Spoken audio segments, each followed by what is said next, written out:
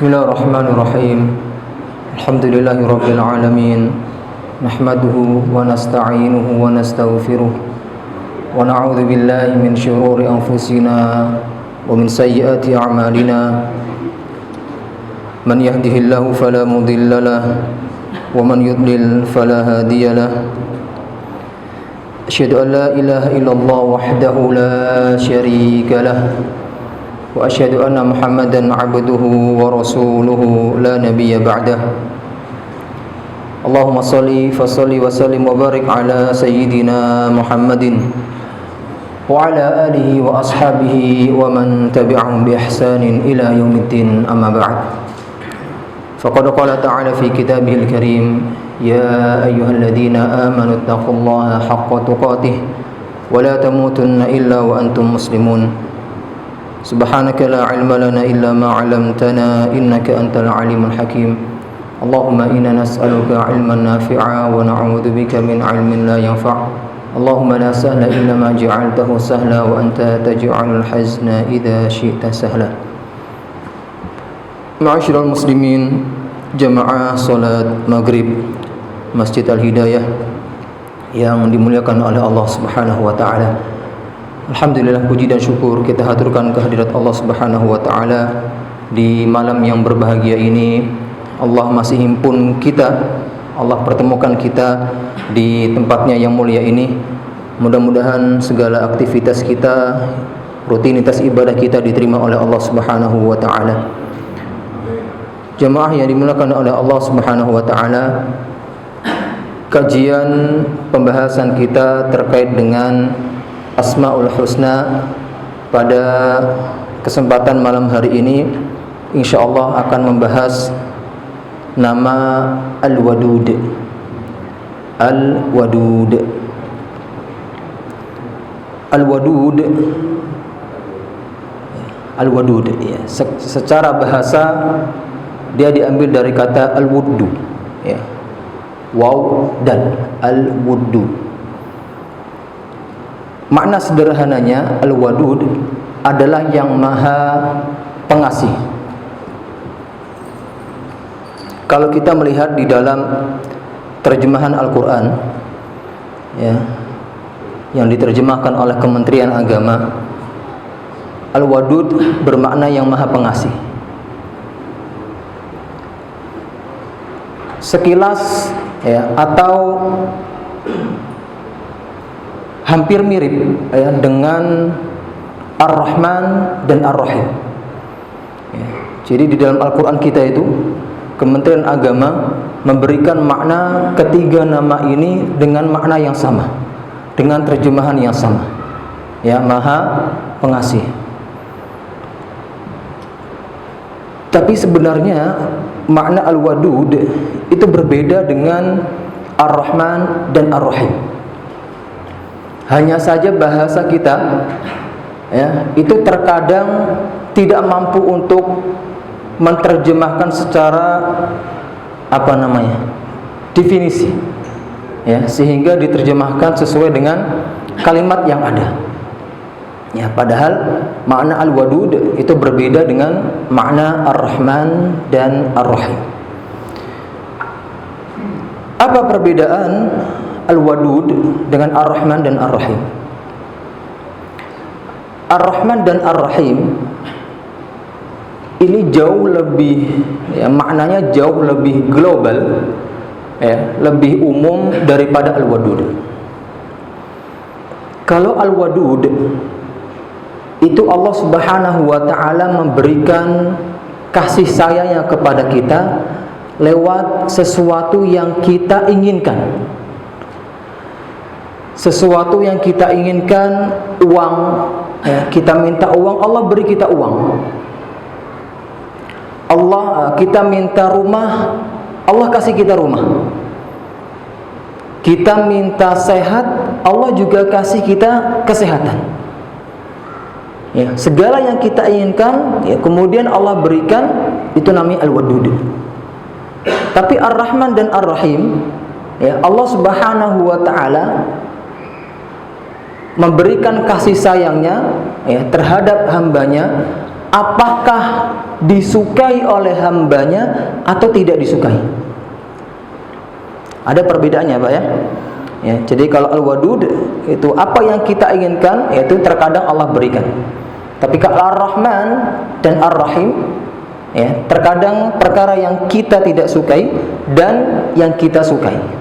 Itu Ar-Rahman dan Ar-Rahim.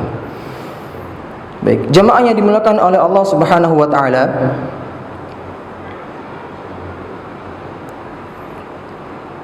banyak hal ya yang kita rasakan di dalam kehidupan kita dan kita rasa kita tidak suka dengan perkara tersebut. Tapi Allah Subhanahu wa taala ketika menimpakan keburukan kepada hambanya, Allah selalu menyisipkan hikmah-hikmah di dalamnya. Perkara-perkara yang kita tidak suka, yang kita alami, itu pasti ya Allah menyisipkan, ya, memasukkan hikmah-hikmah di dalamnya. Karenanya Allah disifati dengan Al-Hakim, yang maha bijaksana. Dan terkadang hikmah tersebut tidak kita rasakan secara langsung. 5 tahun berikutnya ya, atau 10 tahun berikutnya baru kita rasakan hikmahnya. Kejadian-kejadian yang tidak kita suka dulu. Tapi terkadang juga hikmah yang Allah datangkan ya, itu secara langsung. Kejadian buruk yang kita alami, kemudian Allah hadirkan ya secara langsung hikmah-hikmah yang ada. Dan ini sering kita alami. Pertanyaannya, lebih besar mana hikmah ketika Allah Subhanahu wa taala mendatangkan ya, hikmah secara langsung,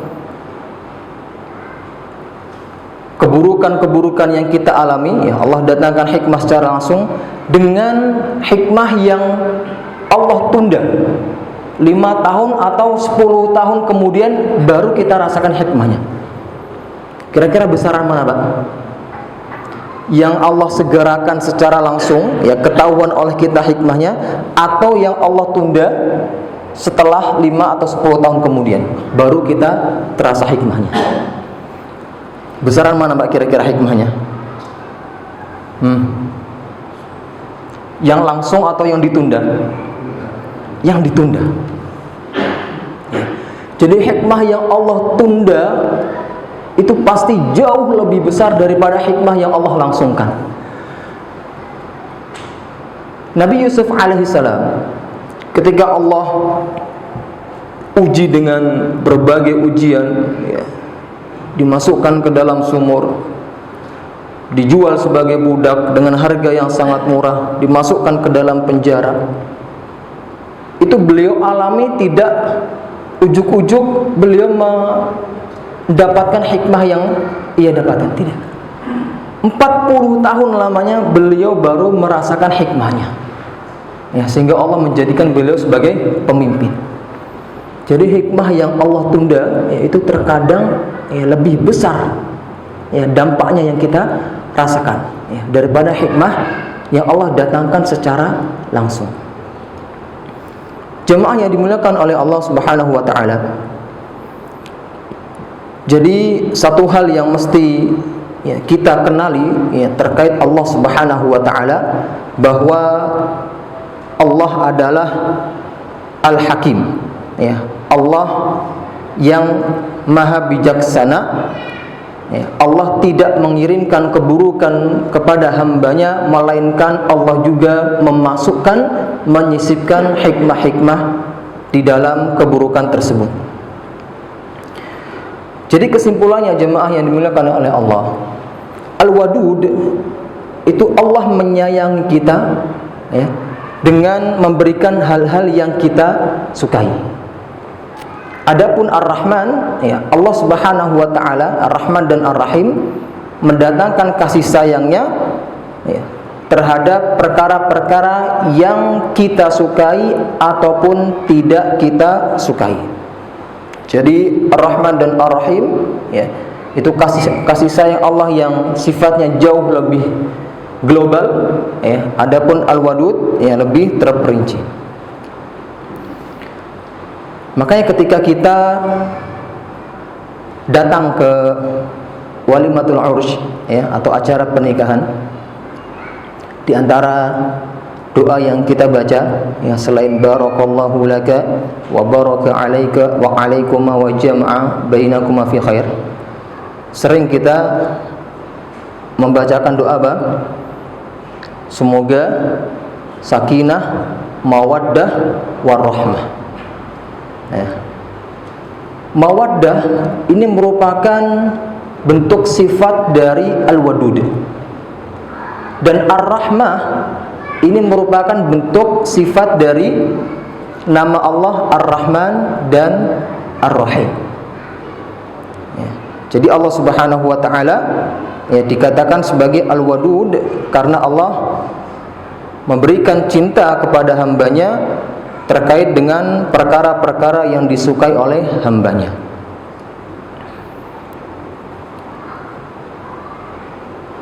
Apa hukum memberikan atau memanggil seseorang dengan sebutan Al-Wadud? Boleh ya, hukumnya boleh, akan tetapi tidak menggunakan alif lam ya. Kalau Al-Wadud menggunakan alif lam, ini terkhusus hanya untuk Allah Subhanahu wa ta'ala. Karena alif lam di sini Al-Wadud ada alif lamnya, secara bahasa Arab ini memiliki faidah al-istighraq ya, yang kalau kita artikan secara sederhana artinya maha, artinya yang maha mengasihi. Berarti kalau kita mau memberikan nama ya, kepada seseorang mengasihi ya, berarti nggak boleh pakai alif lam ya. Kalau nggak ada alif lamnya, itu artinya hanya pengasih ya, tidak ada mahanya. Nabi Shallallahu Alaihi Wasallam beliau pernah berpesan kepada para pemuda, tazawwaju al-walud al-wadud ya, tazawwaju al-walud al-wadud. Wahai para pemuda, nikahilah oleh kalian perempuan-perempuan yang al-walud, perempuan-perempuan yang banyak anaknya, artinya subur. Makanya ini diantara perkara yang diperbolehkan kepada seorang laki-laki ya, bertanya kepada calon ya, si perempuan terkait dengan kesuburannya. Ini boleh ya. Karena Nabi berpesan ya, nikahilah wanita yang subur ya. Jadi kalau kita berencana ya mengikuti dengan aturan pemerintah ya, KB ya, maka tidak sesuai dengan hadis Rasulullah ya. Rasul mengatakan ya, memerintahkan untuk apa? Memperbanyak anak ya. Jadi terkait hadis ini al-walud ya, maka semakin banyak anak yang dimiliki oleh seseorang, maka semakin banyak pula investasi akhirat dia. Coba bayangin Mbak, kalau kita cuma punya 2 anak, besoknya kita meninggal, berapa orang yang mendoakan kita? Cuma 2 ya. Tapi kalau anak kita selusin ya, 12 anak tersebut mendoakan kita. Investasi yang sangat-sangat luar biasa bagi orang tuanya ya. Maka memperbanyak anak ini termasuk sunnah Rasulullah Shallallahu Alaihi Wasallam. Siapa di sini anaknya yang paling banyak? Saya dulu punya teman Mbak, masih ingat waktu SMP, namanya Fajar. Dia punya adik ya, itu 11. Ya. Waktu itu umur masih SMP. SMP itu berarti umur berapa tahun lah? 16 tahun ya? 16 tahun. Adiknya 11. Berarti luar biasa ayahnya ini. Ya. Istrinya 1. Ya. Tapi memiliki anak berarti berapa? 12. Ya, 1 mesin pas. Ya, karena adiknya 11 ditambah 1 berarti 12. Luar biasa. Ya, jadi semakin banyak anak, semakin banyak investasi yang dimiliki oleh orang tua. Kemudian al-wadud. Ya. Rasul juga memesan, memberikan wasiat kepada para pemuda untuk menikahi wanita yang memiliki kasih sayang. Ya.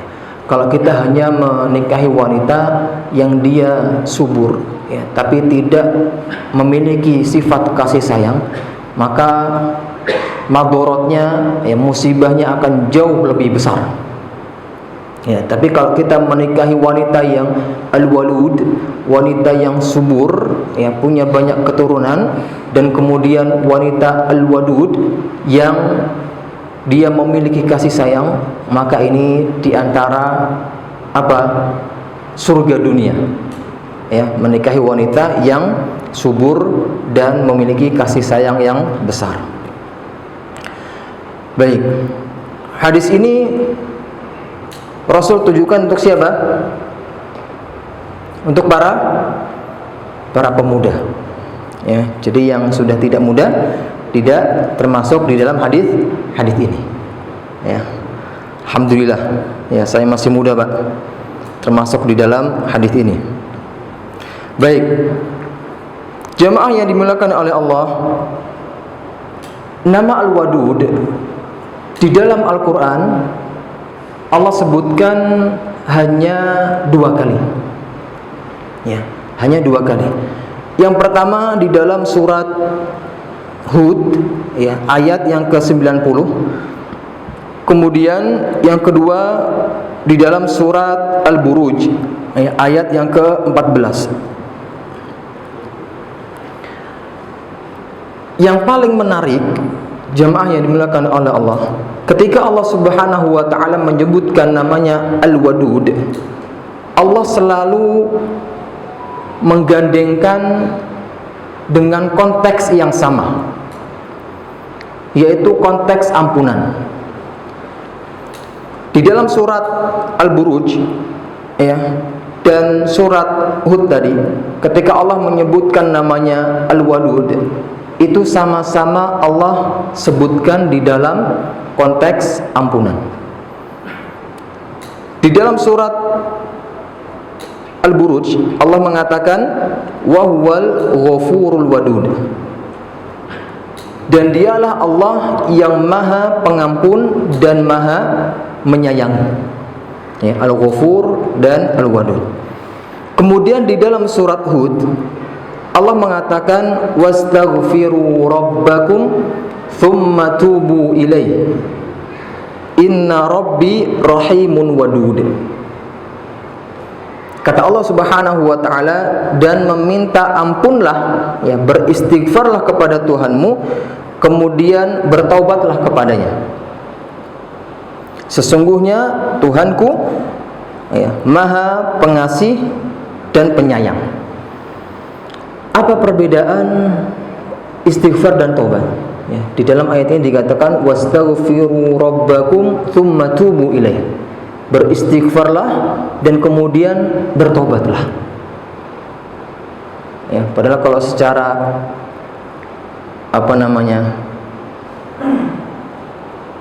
sekilas, ya, istighfar dengan taubat, ya, sama maknanya. Tapi ada perbedaan di dalam istighfar dan taubat. Istighfar itu adalah mentaubati dosa-dosa yang lalu, dan taubat itu mentaubati dosa-dosa yang akan datang. Jadi kalau seseorang yang lalu, ya, melakukan kemaksiatan, kemudian ia taubati, maka itu namanya istighfar. Ya, kemudian dia bertobat, ya, maka bukan hanya dosa-dosa yang lalu dia tobati, tapi dosa-dosa yang akan datang juga ia tobati. Karena di antara syarat tobat adalah apa? Tidak mengulangi lagi. Ya, sehingga tobat dikatakan apa? Mentobati dosa-dosa yang akan datang, dan istighfar mentobati dosa-dosa yang lalu. Nah, jemaah yang dimuliakan oleh Allah Subhanahu wa taala, Allah Subhanahu wa taala memerintahkan di dalam ayat ini untuk istighfar dan taubat. Kemudian Allah tutup dengan Al-Wadud. Ya, sehingga nama Allah Subhanahu wa taala di dalam dua tempat ini, di dalam surat Al-Buruj dan Hud tadi, memiliki konteks yang sama, yaitu apa? Konteks ampunan. Ya. Pertanyaannya, kenapa demikian? Ya, kenapa Allah menyebutkan namanya Al-Wadud, ya, di dalam konteks ampunan? Agar saya, ya, dan bapak-bapak sekalian, ya, jemaah sekalian, semua kita tahu, ya, bahwasanya ampunan Allah, ya, diberikan kepada hambanya, dibersamai, dibarengi dengan rasa atau sifat kasih sayang Allah Subhanahu wa taala. Jadi Allah memberikan maaf kepada hambanya, ya, Allah barengi dengan kasih sayangnya. Kalau kita memberikan maaf kepada orang lain, ya, itu hanya sekedar maaf. Tidak ada rasa kasih sayang di dalam diri kita. Kalau kita memaafkan seseorang, misal, ya, kawan kita berbuat jahat kepada kita, kemudian dia meminta maaf, kita maafkan. Tapi untuk berkumpul, ya, bercanda, ya, di dalam suasana yang hangat, ya, itu sudah tidak bisa lagi. Karena kita hanya apa? Hanya memaafkan. Tapi Allah Subhanahu wa taala ketika mengampuni dan memaafkan hambanya, Allah barengi dengan rasa atau sifat kasih sayangnya. Nah, maka jemaah yang dimuliakan oleh Allah Subhanahu wa taala, kita manusia itu membutuhkan ampunan Allah Subhanahu wa taala.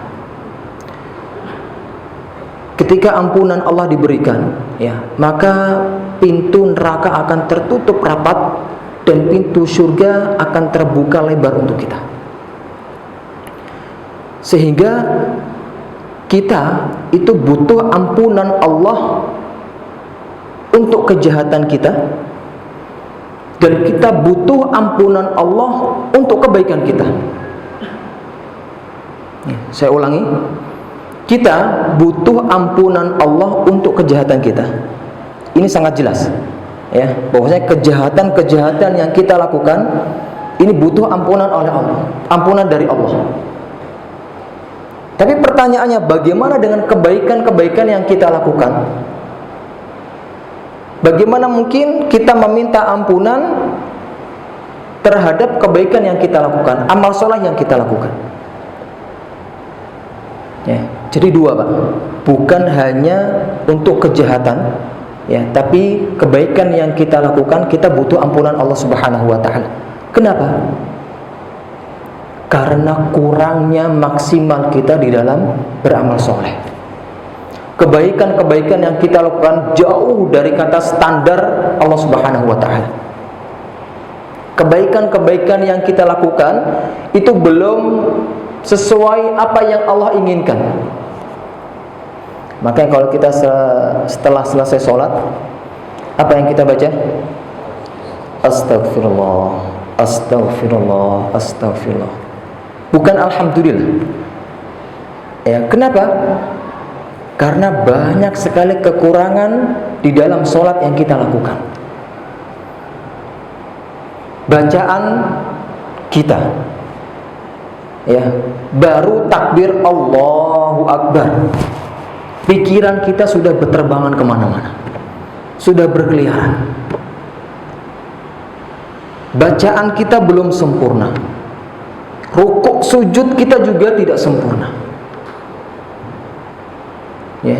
Jadi kata Ibnu Taimiyah, proses sholat ya, kalau kita mau cermati lebih dalam, itu hakikatnya usaha kita untuk meminta ampun kepada Allah Subhanahu wa taala. Dari doa iftitah sampai doa sebelum salam, bahkan sampai setelah salam. Coba kita lihat doa iftitah, apa yang kita baca? Allahumma ba'id baini wa baina khotoyaya kama ba'adta bainal masyriqi wal maghrib. Kemudian apa lagi lanjutannya, Pak? Biasanya saya pakai kabiro itu. Di akhir doa tersebut, wa aghsil khotoyaya kama wasalta at-tauba minad danas, ya. Dan cucilah dosaku sebagaimana engkau mencuci baju dari kotoran. Isinya ampunan. Rukuk kita juga sama, ya. Biasanya saya membaca subhana rabbil azim, ya. Ada doa lain, subhanakallahumma wa bihamdika allahumma ighfirli. Di duduk kita juga iya, rabbighfirli dan seterusnya. Bahkan sampai setelah salam pun ya kita tutup doa kita dengan apa? Istighfar kepada Allah Subhanahu wa taala. Apa faedahnya? Apa hikmahnya? Karena ya salat kita belum sesuai dengan salat yang Allah kehendaki, yang Allah inginkan. Jauh dari kata standar Allah Subhanahu wa taala. Jemaah yang dimuliakan oleh Allah Subhanahu wa taala, ya. Orang-orang yang mereka berangkat haji, rukun yang pertama yang harus dilakukan oleh orang-orang yang berhaji, ya, atau proses haji yang pertama adalah wukuf di Arafah, ya. Adapun mabit di Mina di tanggal 8-nya ini ya sunnah, tapi tanggal 9 wukuf di Arafah ini rukun, ya. Siapa yang meninggalkan rukun ini ya maka batal hajinya. Ketika orang-orang keluar dari Arafah, apa yang Allah perintahkan kepada mereka? Fastaghfiruh innallaha ghafurur rahim. Meminta ampunlah kepada Allah, sesungguhnya Ia Maha Pengampun dan Maha Penyayang. Kita di Arafah itu ya menahan panasnya terik matahari, kadang menahan lapar dan haus, capek letihnya yang luar biasa, ya. Tapi ketika kita keluar dari Arafah, yang seharusnya secara logika kita, ya, kita mengucapkan apa, Pak? Alhamdulillah, selesai rukun yang pertama. Seharusnya logika kita. Tapi Allah memerintahkan untuk apa? Untuk beristighfar, ya, karena amalan kita tersebut ya masih banyak sekali kekurangan-kekurangannya, sehingga kita butuh sekali ampunan Allah di dalam kebaikan-kebaikan kita. Rasul Shallallahu Alaihi Wasallam, beliau berdakwah itu selama 23 tahun, ya. Berhasil nggak Pak dakwah Rasul? Berhasil. Tapi ketika Rasul berhasil di dalam berdakwah, Allah tidak perintahkan Rasul untuk bertahmid, alhamdulillah. Allah perintahkan Rasul untuk beristighfar. Idza jaa nasrullahi wal fath. Ketika datang pertolongan Allah dan kemenangan. Apa? Idza jaa nasrullahi wal fath wa ra'aitan nasa yadkhuluna fi dinillahi afwaja. Dan engkau Muhammad melihat manusia masuk ke dalam agama Allah secara berbondong-bondong. Fasabbih bihamdi rabbika, maka bertasbihlah kepada Tuhanmu, wastaghfir, dan meminta ampunlah kepadanya. Ketika Rasul berhasil dari dakwahnya, sukses yang menjalankan dakwahnya, Allah bukan perintahkan untuk bertahmid, memuji Allah, alhamdulillah, tidak. Tapi Allah perintahkan untuk beristighfar. Ya, apalagi kita, ya, jauh sekali dari kata sempurna. Jamaah yang dimuliakan oleh Allah Subhanahu wa taala, di dalam kejahatan ya kita butuh ampunan ya untuk kejahatan, tapi di dalam kebaikan ya kita juga butuh ampunan untuk kekurangan-kekurangan. Ya. Pertanyaannya, kapan kita butuh ampunan tersebut? Kapan kira Pak? Setiap saat. Ya, setiap saat. Ya, setiap saat kita butuh ampunan Allah Subhanahu wa taala. Jadi orang yang hanya butuh ampunan Allah untuk kejahatannya dan dia tidak butuh ampunan Allah untuk kebaikannya, maka orang seperti ini dikatakan orang yang ujub, orang yang sombong. Ya, dia merasa apa? Merasa kebaikan-kebaikan amal soleh yang ia lakukan sempurna, padahal jauh dari kata sempurna. Ya. Kita boleh ya berkata kita baik di hadapan orang jahat, tapi kita tidak bisa mengatakan baik di hadapan Zat yang maha baik. Ya, kita ini jahat, kita ini bodoh di hadapan Allah yang maha baik. Ya, maka jangan sampai kita tumpul otak kita ya sehingga kita merasa tidak butuh ampunan Allah Subhanahu wa taala di dalam kebaikan yang kita lakukan. Ya, karena kebaikan yang kita lakukan ya jauh dari kata sempurna. Jemaah yang dimuliakan oleh Allah taala, ya, jadi dua kali ya Al-Qur'an menyebutkan Al-Wadud ya di dalam konteks yang sama, yaitu dalam konteks ampunan ya, agar hamba-hambanya kita semua tahu ya bahwasanya kasih sayang terbesar Allah adalah ampunan. Oleh karenanya Imam Ibnu Qayyim rahimahullah beliau mengatakan, seandainya engkau diberikan waktu yang singkat ya untuk berdoa ya, sedangkan permintaanmu sangat banyak, diberikan waktu cuman 10 detik ya, tapi permintaannya 1 juta misalnya.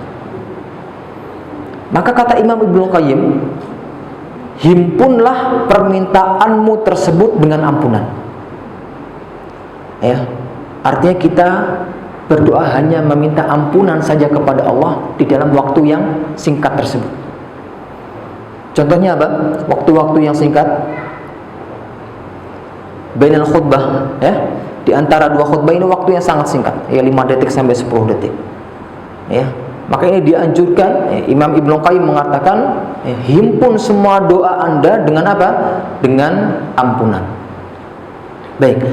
Jemaah yang dimuliakan oleh Allah Subhanahu wa taala, di dalam Al-Quran ya, Allah juga mengatakan bahwa ketika Allah Subhanahu wa ta'ala memberikan ya, ampunan kepada hambanya, Allah akan memberikan segala-galanya ya, semuanya Allah akan berikan. Allah katakan, faqultu astaghfiru rabbakum innahu kana ghaffara. Maka katakanlah ya, meminta ampunlah kalian kepada Tuhan kalian, sesungguhnya Allah Maha Pengampun. Yursilis samaa 'alaikum midrara. Maka Allah akan menurunkan hujan dari langit. Wa yumdidukum bi amwal. Allah akan memperbanyak uang kalian. Ya. Wa banin, dan Allah akan memperbanyak anak kalian. Wa yaj'al lakum jannat, dan Allah akan memberikan kepada kalian apa? Kebun-kebun. Ya, wa anhara, dan sungai-sungai. Ya. Maka perkara yang sangat-sangat kita butuhkan ya adalah ampunan Allah setiap saat. Ya, dan ketika Allah memberikan ampunan kepada kita, Allah akan memberikan kepada kita segala-galanya. Jemaah yang dimuliakan oleh Allah, kalau kita ingin mengetahui ya, bagaimana kasih sayang Allah Subhanahu wa ta'ala di dalam mengampuni ya, Kalau Allah Subhanahu wa taala, ya tadi kita katakan, ya mengampuni itu dengan kasih sayangnya, ya. Berbeda dengan manusia, yang mana manusia itu memaafkan, ya mengampuni sebatas memaafkan, tapi tidak dengan kasih sayangnya. Allah Subhanahu wa taala, ya kita bisa lihat bagaimana kasih sayang Allah di dalam pengampunannya. Hadits ini sudah pernah kita sampaikan kalau tidak salah. Ada 3, ya. Di dalam hadits qudsi, yang pertama, ya bani Adam, innaka ma da'autani wa rajautani ghafartu laka ala ma kana fika wala ubali. Wahai anak Adam, yang pertama, jika kamu, ya, selama kamu berdoa hanya kepadaku dan berharap hanya kepadaku, maka aku akan mengampuni dosamu, ya sebanyak apapun itu, dan saya tidak peduli, ya mau dosanya sebanyak apapun, sebesar apapun, kata Allah, saya akan tetap mengampuninya selama apa? Berdoa dan berharap hanya kepada Allah Subhanahu wa taala. Yang kedua, ya bani Adam, lau balaghat dzunubuka ananas sama thumma astaghfartani ghafartu laka wala ubali. Wahai anak Adam, sekiranya dosamu sampai langit, ya ananas sama, artinya jarak dari bumi sampai dengan langit, ya dosamu. Thumma astaghfartani, kemudian kamu meminta ampun kepadaku, ghafartu laka wala ubali, saya akan mengampunimu dan saya tidak peduli sebanyak apapun dosamu. Yang kedua. Yang ketiga, ya bani Adam, innaka law ataitani biqarabil ardi khataya, sekiranya kamu mendatangiku dengan membawa dosa sepenuh bumi, thumma laqitani la tusyriku bi syai'a, kemudian kamu menjumpaiku, ya, bertemu denganku dengan tidak mensekutukanku dengan apapun, la ataituka biqarabiha maghfirah, maka aku akan menyambut kedatanganmu, akan menjemputmu dengan membawa ampunan sepenuh bumi juga, ya. Ini ampunan Allah Subhanahu wa ta'ala kepada hamba-hambanya, ya. Ada 3. Yang pertama, selama doa dan harapan hanya ditujukan kepadanya. Yang kedua, selama dia beristighfar, ya, meminta ampun kepada Allah dengan istighfar yang jujur, yang tulus. Yang ketiga, selama dia tidak mensekutukan apapun, ya, maka Allah akan memberikan ampunan kepadanya. Jemaah yang dimuliakan Allah Subhanahu wa taala, ya, kalau kita melihat hadis tadi, ya sangat dahsyat sekali, ya ampunan Allah Subhanahu wa taala kepada hamba-hambanya, ya. Maka hadis ini benar-benar kita masukkan di dalam hati kita yang paling dalam, ya. Jangan hanya sekedar lewat telinga kanan, ya, masuk telinga kanan kemudian lewat telinga kiri, ya, tapi benar-benar kita renungkan dan kita masukkan di dalam hati kita yang paling dalam. Ada sedikit cerita. Seorang sahabat, ya, dia pernah mengatakan bahwasanya, ya, ketika dia sedang berkumpul dengan Rasul di dalam masjid, tiba-tiba ada orang tua, sangat tua renta, ya, sampai dia itu kalau berjalan dadanya hampir menempel di lutut, ya, bungkuk, saking tuanya. Dia mendatangi Rasul dengan berjalan, ya, pelan-pelan. Dia bertanya, wahai Rasul, sekiranya ada orang yang dia hidup di atas kejahatan, tidak ada dosa kecil dan dosa besar yang dia lewatkan, semuanya sudah dia lakukan, apakah Allah akan mengampuninya? Maka Rasul menjawab, hal aslamta, apakah kamu beragama Islam? Ya, saya agama Islam, saya orang Muslim. Maka Rasul menjawab, maka Allah akan mengampuninya, ya, maka Allah akan mengampuninya selama dia masuk atau beragama Islam, ya. Kata Rasul, Islam akan menghapus dosa-dosa yang ada. Laki-laki tua tadi ya berbelok ya, pergi meninggalkan Rasul ya dengan berjalan secara pelan ya, dan tidak henti-hentinya dia bertakbir. Allahu Akbar, Allahu Akbar. Kenapa? Melihat Allah Subhanahu wa taala yang sangat-sangat Maha Kasih ya, dan Maha Pengampun. Orang yang selama hidupnya bertahun-tahun di atas kejahatan, di atas keburukan, kemaksiatan, selama dia agamanya Islam ya, tidak mensekutukan Allah, Allah akan ampuni. Ya, maka kita sangat berterima kasih kepada Allah Subhanahu wa taala yang memilih kita, menjadikan kita ya sebagai hamba-hambanya yang beragama Islam. Karena ini merupakan nikmat yang paling besar di dalam Islam. Jemaah yang dimuliakan oleh Allah Subhanahu wa taala,